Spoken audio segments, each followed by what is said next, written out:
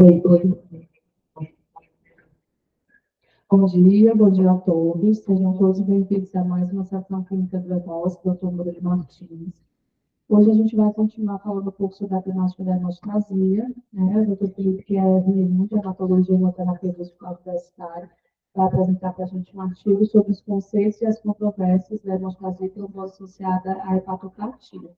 Hoje teremos provavelmente, bastante polêmica, né? Porque essas são as polêmicas. Obrigada, viu, Felipe?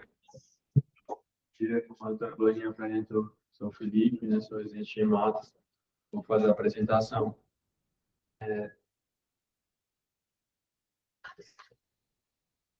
Vou botar aqui.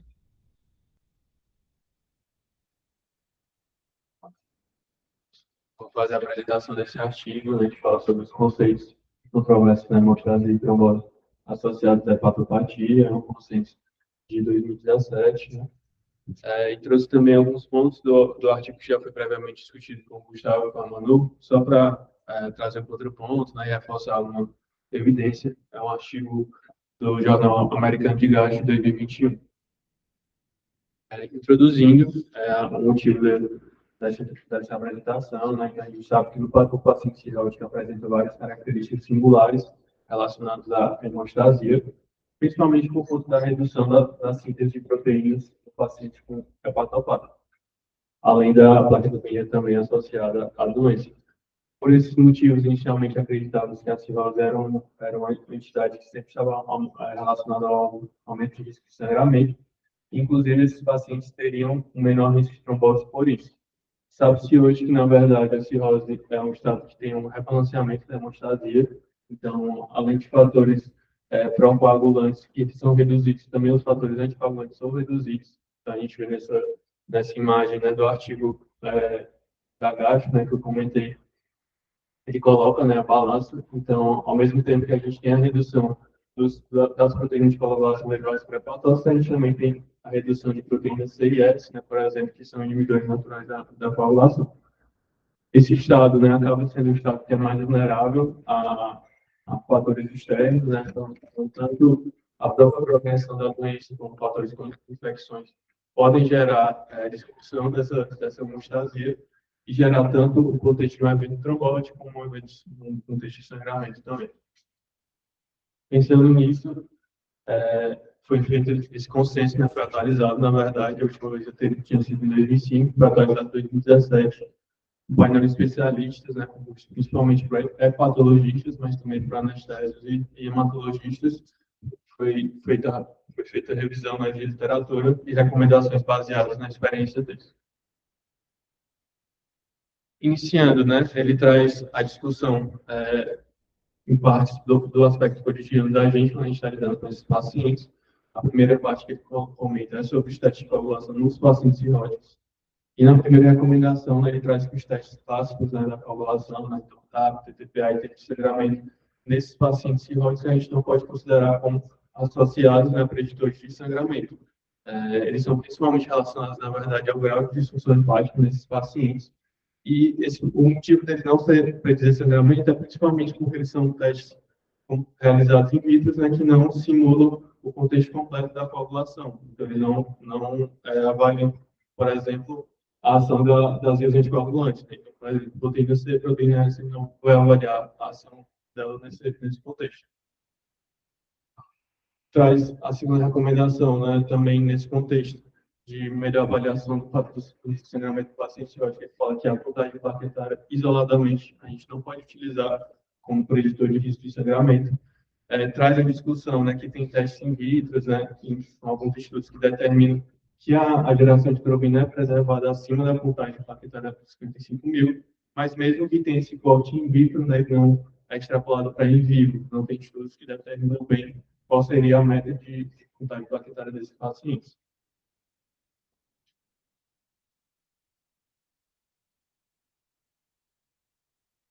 Traz a discussão sobre os testes viscoelásticos, né? Os testes viscoelásticos que tentam simular melhor como acontece o processo de coagulação em vivo, né? Eles vão usar o sangue total, né? Vão avaliar a formação e destruição do coágulo, e nesse contexto talvez determinar melhor o que aquele paciente está sendo mais predispostos, né, para as predisposições à trombose, predisposições a sangramento. E apesar desse papel promissor, né, ele ainda não é padronizado nos pacientes hepatopatos.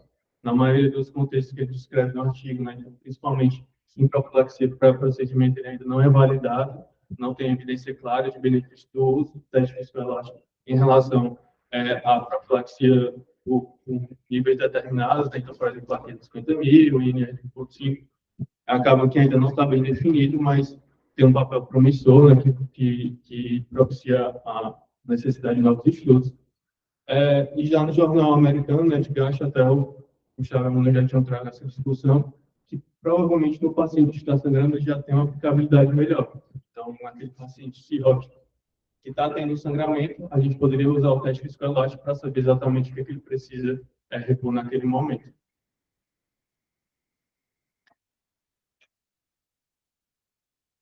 Continuando nesse contexto, tentar achar um teste que se relacione melhor a realmente como está o estado hemostático daquele paciente em vivo, né? E também traz a discussão sobre o teste de geração intrauvino, que estaria preservado também no paciente cirrótico. Porém, também no mesmo contexto do teste viscoelástico, né, ele não tem utilidade clínica bem definida, ainda não tem padronização adequada. Também sobre os testes de avaliação de fibrinose, principalmente porque nos pacientes cirróticos são associados a um estado de hiperfibrinose. Então, assim, principalmente pacientes que têm infecções, pacientes que têm um ascite de grande volume, ele fala que pode ter uma circulação de endotoxinas e até um pouco do líquido acítico na circulação. E essa circulação ativar o processo de fibrinose. Então, os pacientes cirróticos, né, principalmente pós-procedimento, estariam mais suscetíveis a esse processo. Ele fala que, na verdade, no artigo, provavelmente esse processo de fibrinose é rebalanceado também, então ele não estaria constantemente sob risco de uma hiperfibrinose. Mas nesse contexto de pós-procedimento, né, principalmente aqueles pacientes que apresentam sangramento mucoso, tardio, principalmente, poderia estar associado a essa questão da hiperfibrinose. Certo? Mas ainda assim, os testes de avaliação por si dele não são bem definidos também. Passando para o próximo ponto do artigo, ele coloca sobre a profilaxia pré-procedimentos e no tratamento de sangramentos do paciente cirrótico. Ele começa comentando, né, que a gente não consegue definir uma meta geral para esses pacientes, principalmente que a gente tem que individualizar o risco desses pacientes, né? Então, tanto o risco do procedimento como o risco individual de outras disfunções orgânicas relacionadas e medicamentos utilizados. E traz essa tabela, né, sobre o risco de sangramentos e procedimentos. Coloca como alto risco, né? Então, cirurgias do sistema nervoso central, né? Endoscopias com procedimentos mais elaborados, até baixo risco, né? Com pacientes com paracetese, posição de acesso central e até endoscopia com colocação de varizes.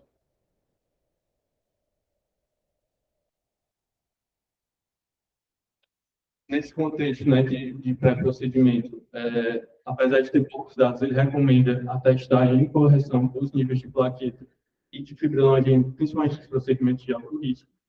Não é bem definido o corte, né, mas ele coloca a plaqueta em torno de 50.000 e fibrinogênio de 120, 200, para a realização de procedimentos de alto risco, mas ainda sem evidência bem definida para isso.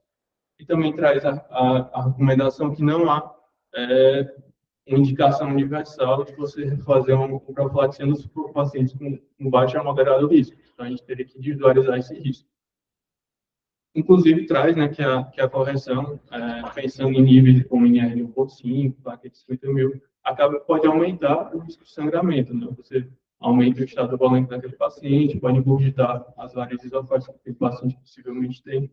Então, acaba que a gente não deve fazer essa profilaxia.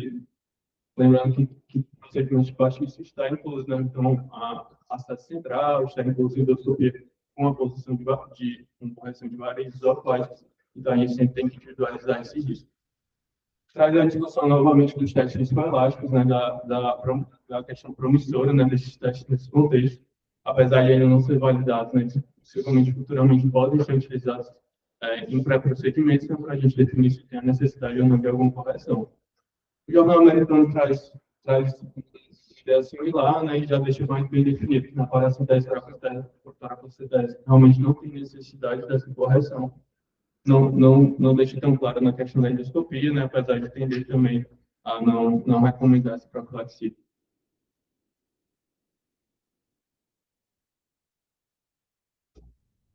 Aí traz novamente sobre a questão das plaquetas, né? Fala que nos pacientes que vão fazer procedimentos que têm um nível plaquetário abaixo de 50 mil, ainda não tem evidência tão grande, né, em relação à indicação ou não de transfusão de plaquetas, mas segue naquele recomendação prévia, né, de procedimentos de alto risco. Você tem a meta de 50 mil para transfundir e também fala sobre a possibilidade do uso de agonistas de trombopoetina. Então, pacientes que a gente tem um nível de plaqueta menor de 50 mil, está programando o procedimento eletivo, a gente poderia fazer o uso prévio de um agonista de trombopoetina para alcançar essas metas, né, e reduzir a necessidade de transfusão de plaquetas.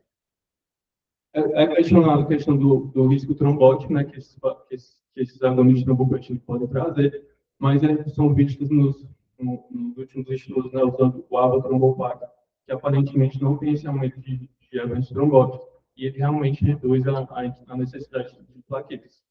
Ele fala, né, como perfeito esse avatrombopag, que cerca de 5 dias antes do procedimento, você faria uma dose diária, e no dia do procedimento, realmente, as plaquetas aparentemente estão maiores, reduzindo bastante a necessidade de transfusão de plaquetas. A grande questão relacionada do transfusão de plaquetas, né, são mecanismos compensatórios que esses pacientes cirróticos têm.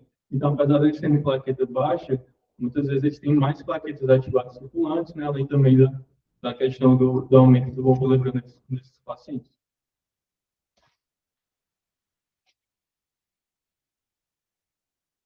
Aí ele traz, na recomendação do desmopressina, ele fala que realmente, pelo artigo, não teria indicação, né, ele fala que não tem um racional tão grande por trás do uso da desmopressina, e além de também não ter evidência clínica significativa, e na próxima recomendação ele fala da reposição de outros contextos, né? Então, a reposição de fibrinogênio me parece que a ser mais relacionada realmente com a patologia do sangramento cirrótico.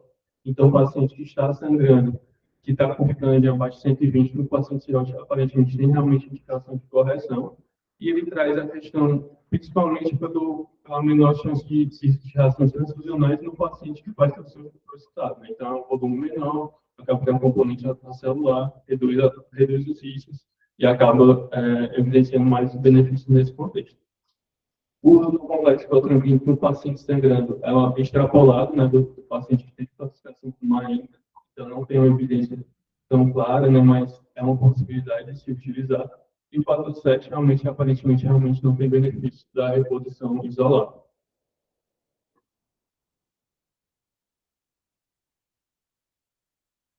Traz a próxima recomendação naquele contexto que eu comentei sobre a fibrinose, né, que os pacientes cirróticos estão predispostos.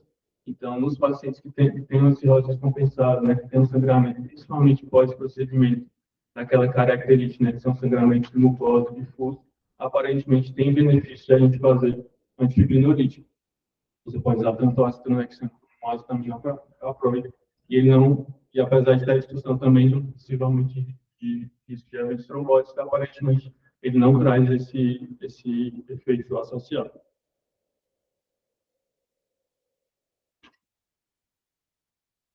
Passando para o próximo ponto que o artigo coloca, né, que seria o rastreio diagnóstico de trombose de veia porta, ele sabe que nos pacientes com cirrose avançada, né, então com TIAC mais elevado, mais elevado, eles realmente aparentam ter uma maior chance de trombose de veia porta, principalmente associado pelo fluxo baixo de veia porta, né, ele comenta sobre a tese de Vischer e fala que realmente no paciente cirrótico, especificamente na trombose de veia porta, o que mais afeta seria realmente a questão da redução do fluxo, que ele bota como esse linear em 15 centímetros por segundo. Por conta desse aumento do surgimento de trombose em veia porta, é indicado pelo artigo um rastreio, né, o rastreio a cada 6 meses, aproveitando que o paciente cirrótico realmente tem que fazer a cada 6 meses uma ultrassom. Ele fala que o uso do Doppler não traria um custo adicional tão importante. E ele ressalta esse papel principalmente dos pacientes que são listados para transplante hepático. Já no jornal americano, né, ele não define realmente a efetividade dessa estratégia de rastreio, mas o artigo descrito aqui como referência, né, realmente, ele traz essa importância da gente fazer o rastreio da trombose de Bell no sensor a cada 6 vezes.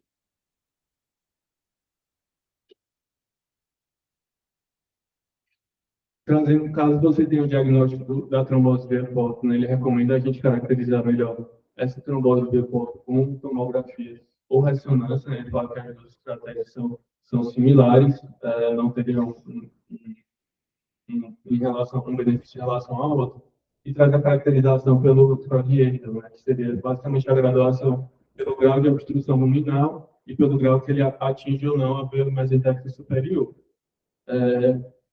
Dentro desse contexto, né, do diagnóstico de trombose via porta, ele fala que o rastreio de hemofilias não é recomendado de forma universal, principalmente porque não mudaria a conduta frente a essa trombose via porta, né, que teria a indicação de anticoagulação, mas pode ser individualizado principalmente em contexto de pacientes que a gente suspeita de neoplasia proliferativa por algum outro motivo, né, esses pacientes também podem ser cirróticos. Então, nesse contexto, principalmente, que vai mudar a terapia, a gente pode fazer o rastreio para o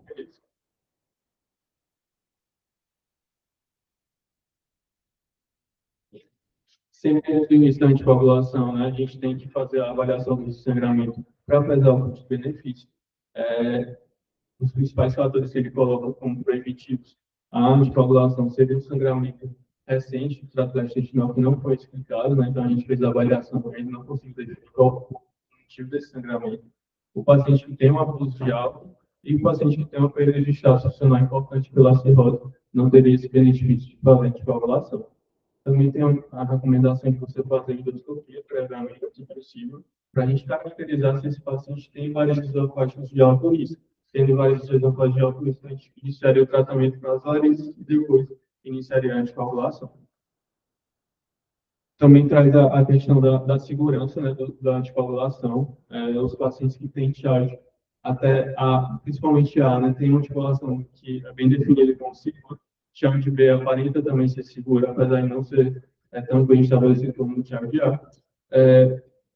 No TIAG C, realmente aparenta que a gente não tem segurança com a anticoagulação. De qualquer forma, isso deve ser individualizado, né, principalmente para os pacientes que eu falei com TIAG e média elevada. E a gente vê que realmente a anticoagulação é efetiva. Então, nos pacientes que têm uma trombose aguda de veia porta, realmente eles têm um percentual de recanalização da veia porta maior nos pacientes que têm por anticoagulados em relação aos anticoagulados. Principalmente naqueles pacientes que a gente pega a, a trombose mais perto do início dela.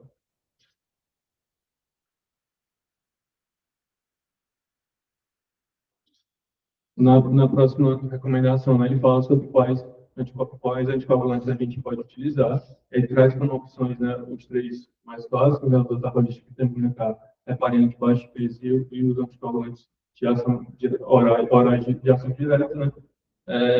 E ele traz os contrapontos de cada um. Primeiro, sobre os antagonistas de vitamina K, né, que a gente poderia utilizar no Thiago de A.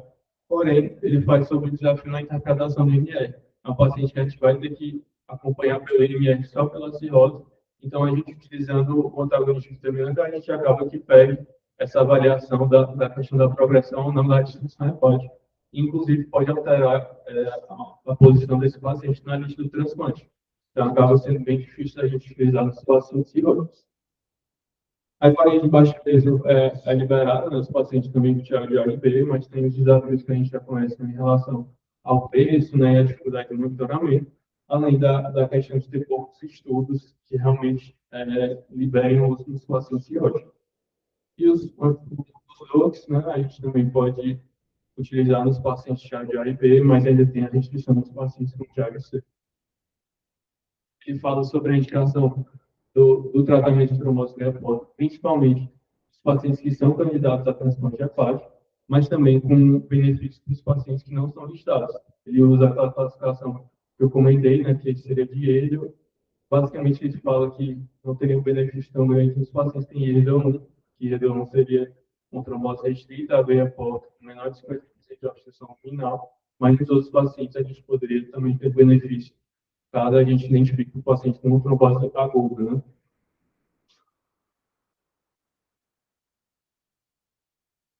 Também traz a possibilidade do TIPS, né, com um tratamento potencialmente efetivo na trombose de porta, que seria utilizado isoladamente inicialmente, né, com posterior associação de coagulação. E também traz a discussão posterior sobre o tromboembolismo venoso no cirrótico. De fato, realmente, os pacientes cirróticos que estão internados têm um aumento de risco trombótico, mas ele fala que só o ser cirrótico isoladamente não indicaria o uso de anticoagulação profilática. Ele recomenda a gente utilizar realmente escola de bala, né, para classificar os outros fatores de risco. E se o paciente tiver alto risco, realmente a gente pode utilizar a anticoagulação profilática. Então, é uma questão que a gente, na prática, às vezes tem meio medo, né, de deixar anticoagulante profilático nesses pacientes cirróticos, mas que a gente pode utilizar, sim, se aqueles pacientes for definir como alto risco. As últimas recomendações colocam que realmente, mesmo os pacientes com eventos trombóticos periféricos têm indicação de anticoagulação, e também, mesmo nesse contexto fora de trombose bioporta, a gente tem que fazer aquela mesma avaliação sobre risco de sangramento, né, considerando os mesmos pontos, também considerando o uso de endoscopia, se possível. Na conclusão, ele traz na verdade, a necessidade de estudos, basicamente todos os pontos.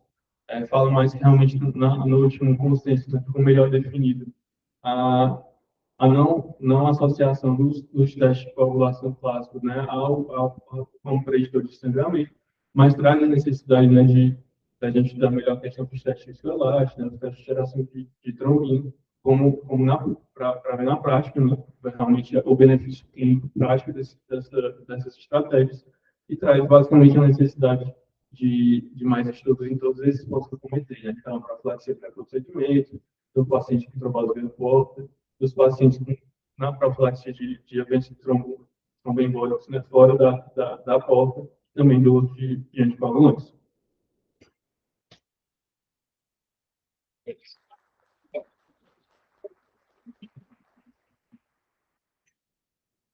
Obrigada pela apresentação. Na verdade, a gente ajuda a gente consolidar aqueles pontos que a gente tinha discutido, né? E aí eu queria saber se você ficou com alguma dúvida, acho que de várias responder sem discutir com o Estado. Contigo. Acho que a grande dúvida na prática em relação à profilaxia pré-procedimento, a gente vê que tanto nesse conceito, né, como já tinha discutido, ele realmente já traz melhor definido, né, que nos pacientes com procedimentos de baixo risco a gente não tem essa necessidade de profilaxia, mas acaba que às vezes uma coisa que não depende da gente, né? Às vezes a gente não vai fazer o procedimento, então a gente não pode, aquele médico que vai fazer o procedimento acaba exigindo, né, aquele médico, e a gente tem que ter essa questão de gerar mais evidência para a gente ficar mais bem embasado para poder bater uma tela, né, e falar que realmente não vai fazer, né, enfim. Ele até traz no artigo a questão da discussão da judicialização, da questão do exterior, que acaba que eles precisam de mais evidência clínica para poder realmente não liberar nessa profilaxia. Acaba eles ficam com medo nessa questão judicial, que é trabalhar na prática clínica. A insegurança jurídica que a gente vê cada vez mais, né? Contra, mesmo que você não tenha um apoio na literatura que diga que tem benefício, mas se você não tiver nada dizendo que tem benefício, né, você pode ser processado por isso. Essa questão dos testes, né, assim, essa questão dos testes convencionais, a literatura já é muito clara em dizer que tem benefício, mas culturalmente a gente continua utilizando, né? A gente fica na agência transfusional, sempre tem solicitação de plasma plaquetas da paciente, né, porque está com IMR alongado, e tanto nos pacientes não cirróticos, que muitas vezes as pessoas sequer investigam, né? Não sei se vocês viram a postagem de educação que fala isso, a questão do PPA, tem que ser investigado. Mas quando você fala do cirrótico, as pessoas esquecem que você tem um teste convencional para poder avaliar a coagulação de uma forma global. Existem, assim, usar os testes viscoelásticos, de vez em quando a gente tem essa discussão, né, assim, alguém vem solicitando. Pode ser feito um paciente sem sangramento para poder avaliar a função profilática? Até pode, já fiz, tem aqui do lado, né, a gente ia vencer, né? Porque a estabilidade é curta, mas assim, o que é que você faz com isso? Esse é o problema, a gente ainda não sabe o que fazer com isso. Por exemplo, ontem a gente viu um paciente que foi no ambulatório com uma cirrose, com hemofílica, que vinha apresentando uma de hemorragia. Aí nessa paciente, ok, tinha essa questão de sangramento, mas na hemostiometria tinha o quê? Deficiência de fator de hemostiometria. Eu não fiz nem fator de hemostiometria, não. Ela fez plaqueta, porque ela também tem insuficiência verular quanto de hemofílica, que ela parou de sangrar. Ah, parou de sangrar porque você, apesar de ter uma deficiência fibrinogenita, quando eu aumento a plaqueta, eu aumento a superioridade, eu faço um rebalanço da contribuição da plaqueta fibrinogenita, talvez. Será que eu tivesse feito só fibrinogênito e tinha resolvido? Talvez, ou não, porque também tem uma panquecopenia. Então, assim, você tem a informação e eu faço o que é. Em alguns contextos, os testes fisiológicos já estão bem claros. O transplante hepático tem vários algoritmos bem maravilhosos em cada fase, né? Antes de tirar o fígado, na fase hepática, depois da reperfusão, já mostrou nos corpos o que é que você tem que deixar cada um, já mostrando informação com desfecho, que se eu deixar assim mais redondinho aqui, vai sangrar meio de pontos. Mas fora desse contexto de hemorragia, ainda é muito questionável e é um teste caro, porque não estão também disponíveis. Então, a gente acaba que, eventualmente, no ambulatório, alguma coisa, porque tem aqui para fácil, né? A estabilidade do reagente, eu não me estresse, porque se eu não usar, ele vai vencer a pessoa por 8 dias, já está aberto. Mas se a gente for pensar num contexto mais amplo, né, de ecossistema de saúde, ainda não faz muito sentido. Pode ser que no futuro a gente consiga usar, mas a gente realmente vai precisar de mais estudos. Tem alguns centros fora do Brasil que só autorizam a transfusão de plasma bioprecipitado com resultado do treinamento. Né? A gente está um pouquinho distante disso ainda, né? E eu nem sei se esse é o melhor do mundo. A gente não tem as verdades absolutas, né? Então, assim, a provolostometria, ela é muito interessante no paciente sangrando, no paciente não está sangrando, se você tiver facilmente disponível, como eventualmente a gente tem aqui, vale a pena para você ter a informação na mão, ó. Não vamos confundir plaqueta, não, vamos deixar só de reserva. A provolostometria já mostra que tem um teste de plaqueta, não precisa de hidrogênio compensa, mas aí o paciente sangrou, aí eu já sei que a plaqueta já faço. Assim, tem essa possibilidade de você ter a informação na mão, mas não que a literatura te apoie muito claramente com isso. Tá? Com relação aos procedimentos, ao preparo para o procedimento, uma coisa que a gente vive na rotina dia a dia da agência são as endoscopias, principalmente pela gávea de varinha, né? A gente viu ali que ele coloca alto risco se eu for fazer, né, a retirada de um pólipo grande, os procedimentos mais vazios, mas gávea de varinha é baixo risco. Sempre está de plaqueta e querem plaqueta acima de 50 mil. E aí a gente precisa pensar no racional disso. Né? Durante o procedimento, dificilmente o paciente vai sangrar. Se ele sangrar, é porque teve algum acidente ali no meio do percurso da ligadura, porque pela ligadura em si, eu não esperaria que ele sangrasse. Não é que esse paciente vai sangrar quando a liga cair. Né? Então, é bem pós, né? Assim, 10 dias, mais ou menos. Quando ele procedeu, já. Então, qual é o racional de eu transfundir a plaqueta? Eu expondo o paciente a um risco de transfusão, expondo o paciente a doenças infecciosas, que a gente sabe que é pequeno, é muito pequeno. Né? Assim, a segurança que a gente tem hoje, né? Onde é aqui, pode ser que não é tudo quando é a responsabilidade da doadora.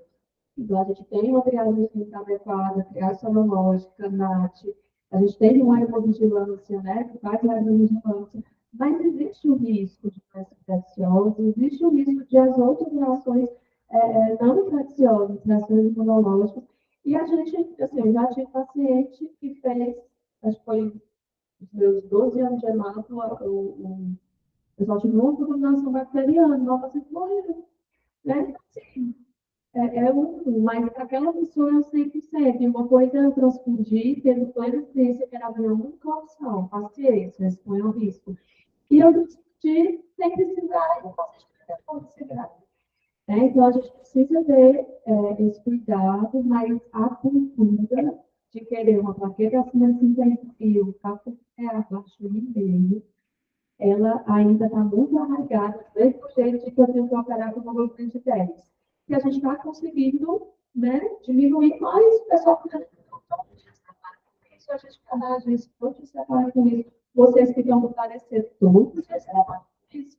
E é muito difícil você quebrar. Cultura é uma coisa difícil você quebrar.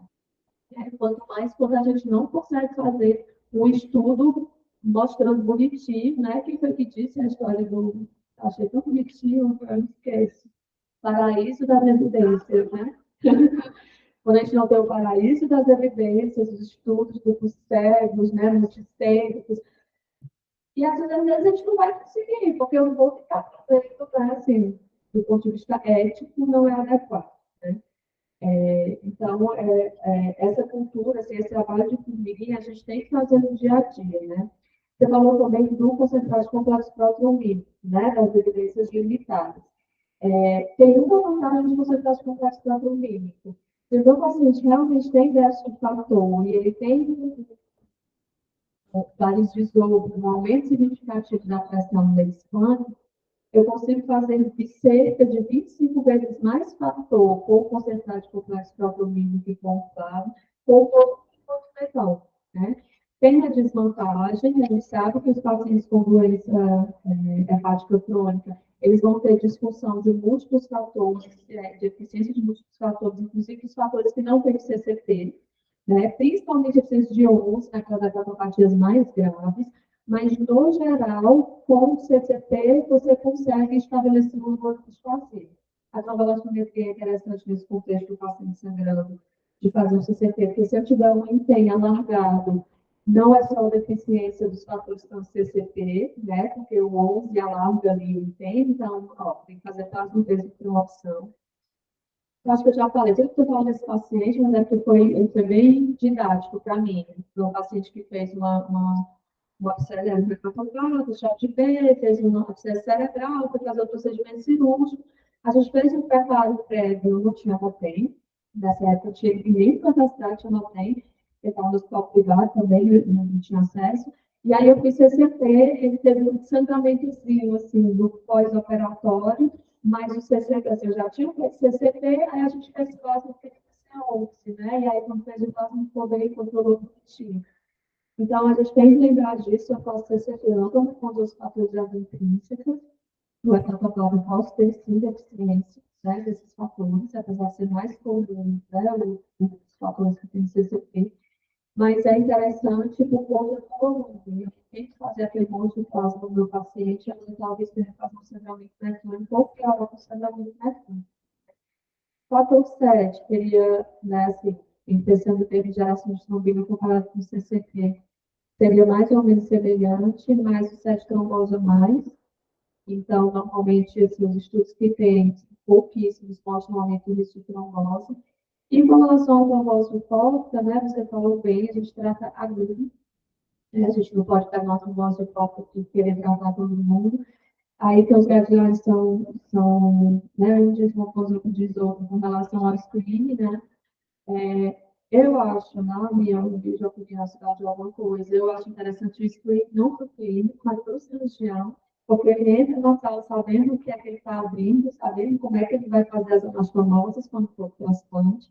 Então, nesses pacientes de transplante, é interessante programar a cirúrgica, né? Eles têm alguns protocolos, inclusive, de fazer heparina. Os pacientes que já tiveram trombose, eles fazem heparina no intraoperatório depois que fazem a anastomose. Isso geralmente só faz um paciente com trombose. Então, para a equipe cirúrgica, para anestesista, é interessante saber se tem trombose de córpora ou não. Então, apesar de ficar na mão do etapa, né, ficar acompanhando, mas eu acho que é interessante fazer esse estudo com isso. O tratamento da trombose, eu acho que foi bem claro com relação aos dores, né, que a gente sabe que a gente para a gente fazer mesmo.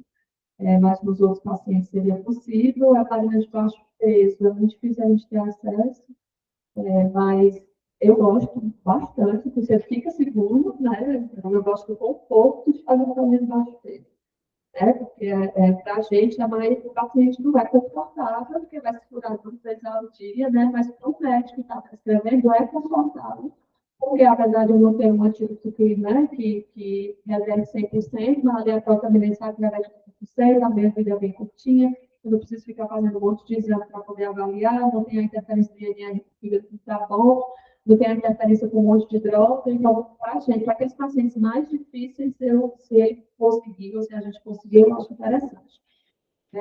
Amo varfarina, mas a hepatopata realmente é mais complicada, exceto naquele hepatopata enxadeado, né, que tem uma variação do recipiente, que dá para deixar um INR ali mais para 1,7, 1,72, 1,3. Aí você vai manejando ali, né, personalizando o tratamento para cada um. Dúvidas, comentários, alguma experiência, os residentes? Bora que você já deve ter visto um monte. A gente tem tempo ainda. Larinha, seu ambulatório, faz um monte de pepino. Ninguém? Não? Vê aqui no chat se tem alguma coisa.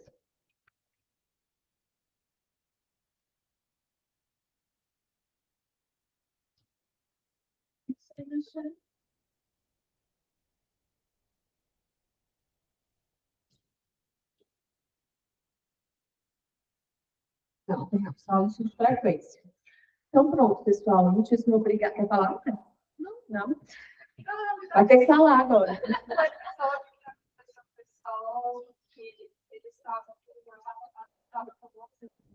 E aí, queria fazer o roteiro para avaliar isso. Essa sempre existe, né? Assim, fazer a trombolastometria para decidir anticoagular ou não anticoagular. Tem nada na literatura sobre isso, certo? O Rotem consegue ver hipercoagulabilidade? Consegue, né? Principalmente quando a gente vê aqueles Rotens, né? O ângulo alfa que tem aquele ângulozinho alfa perto de 90 graus, que tem uma amplitude grande, que tem um fibrinógeno aumentado. Mas a literatura, ela não, assim, não existe nenhum valor, como eu digo, ó, se tiver o A10 do PIB, tem menor que 12, é fibrinogênio. Vai fazer fibrinogênio. Ah, não, se tiver um MCF acima de 70 para anticoagular. Não tem isso em lugar nenhum, tá? Inclusive, por exemplo, eu tenho uma paciente semana passada no HU, foi uma transfusão maciça, uma paciente com uma neoplasia.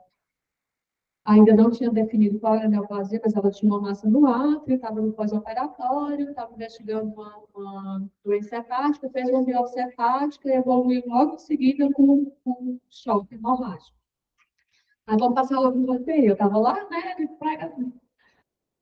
hipercoagulabilidade, né, da paciente hepatopata.